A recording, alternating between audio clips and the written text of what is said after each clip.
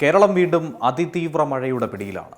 മിന്നൽ പ്രളയം, ഉരുൾപൊട്ടൽ ഭീഷണി, കാലാവസ്ഥാ മുന്നറിയിപ്പുകൾ എത്രത്തോളം ഗൗരവതരമായി ഈ വിഷയങ്ങളെ നോക്കിക്കാണണം. സംസ്ഥാനത്ത് വീണ്ടും കനത്ത മഴയുടെ ആശങ്ക ഉയരുന്നു. ഏതാനും മണിക്കൂറുകൾ നീണ്ട അതിശക്തമായ മഴ പല പ്രദേശങ്ങളിലും മിന്നൽ പ്രളയത്തിനും ഉരുൾപൊട്ടലിനും വെള്ളപ്പൊക്കത്തിനുമൊക്കെ തന്നെ കാരണമായി.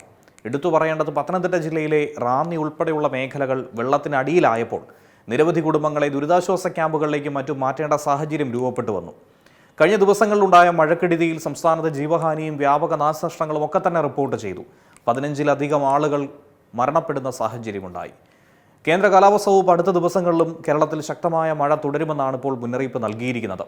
വിവിധ ജില്ലകളിൽ മഴയുടെ തീവ്രത കണക്കിലെടുത്തുകൊണ്ടാണ് യെല്ലോ, ഓറഞ്ച് അലർട്ടുകൾ പ്രഖ്യാപിച്ചിരിക്കുന്നത്. ദുരന്ത സാധ്യതയുള്ള മലയോര മേഖലകളിലും നദീതീര പ്രദേശങ്ങളിലുമൊക്കെ പ്രത്യേക ജാഗ്രത തുടരണമെന്ന് പ്രത്യേകമായി എടുത്തു പറഞ്ഞിരിക്കുന്നു അധികൃതർ. മഴക്കെടുതിയെ തുടർന്ന് സംസ്ഥാനത്തുടനീളം ദുരിതാശ്വാസ ക്യാമ്പുകളും പ്രവർത്തിച്ചു പോരുകയാണ്. നിരവധി കുടുംബങ്ങളെ സുരക്ഷിത കേന്ദ്രങ്ങളിലേക്ക് മാറ്റി പാർപ്പിച്ചു. വീടുകൾ തകരുകയും റോഡുകളും പാലങ്ങളും ഉൾപ്പെടെയുള്ള അടിസ്ഥാന സൗകര്യങ്ങൾക്ക് നാശനഷ്ടം സംഭവിക്കുകയും ചെയ്തുവെന്നാണ് ജില്ലാ ഭരണകൂടങ്ങൾ വ്യക്തമാക്കുന്നത്. ഇപ്പോഴും കാണാതായ നിരവധി ആളുകളുണ്ട്. കാണാതായവർക്ക് വേണ്ടിയുള്ള തിരച്ചിൽ വിവിധ ജില്ലകളിലായി തുടരുന്നുണ്ട്. ഇനി പമ്പാ നദീതടത്തിലും അനുബന്ധ നദികളിലുമൊക്കെ ജലനിരപ്പ് ഉയർന്നുകൊണ്ടേയിരിക്കുന്നു. മൂഴിയാർ ഉൾപ്പെടെയുള്ള ചില ജലാശയങ്ങളിലെ ജലനിരപ്പ് സൂക്ഷ്മമായി തന്നെ നിരീക്ഷിക്കുന്നു. പരമാവധി സംഭരണശേഷിക്ക് സമീപത്തെത്തുന്ന സാഹചര്യത്തിൽ ആവശ്യമെങ്കിൽ നിയന്ത്രിതമായ രീതിയിൽ ഷട്ടറുകൾ തുറക്കേണ്ടി വരാമെന്നാണ് ജലവിഭവ വകുപ്പും അറിയിച്ചിരിക്കുന്നത്. അത്തരമൊരു സാഹചര്യം ഉണ്ടാവുകയാണെങ്കിൽ കക്കട്ടാറിന്റെയും പമ്പാ നദിയുടെയും തീരങ്ങളിൽ താമസിക്കുന്നവർ ജില്ലാ ഭരണകൂടത്തിന്റെ നിർദ്ദേശങ്ങൾ കർശനമായി പാലിക്കണമെന്നാണ് അധികൃതർ പറയുന്നത്.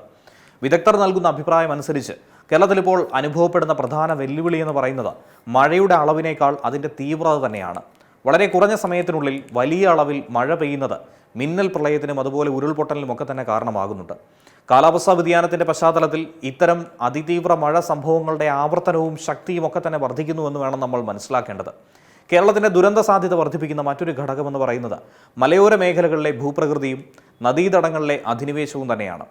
നഗരങ്ങളിലുണ്ടായിരിക്കുന്ന അപര്യാപ്തമായിട്ടുള്ള ഡ്രെയിനേജ് സംവിധാനങ്ങളും വിദഗ്ധർ ഒരു പോരായ്മയായി ചൂണ്ടിക്കാണിക്കുന്നുണ്ട്.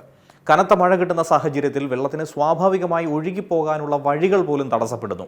ഇത് വെള്ളപ്പൊക്കത്തിന്റെ ആഘാതം വർദ്ധിപ്പിക്കും.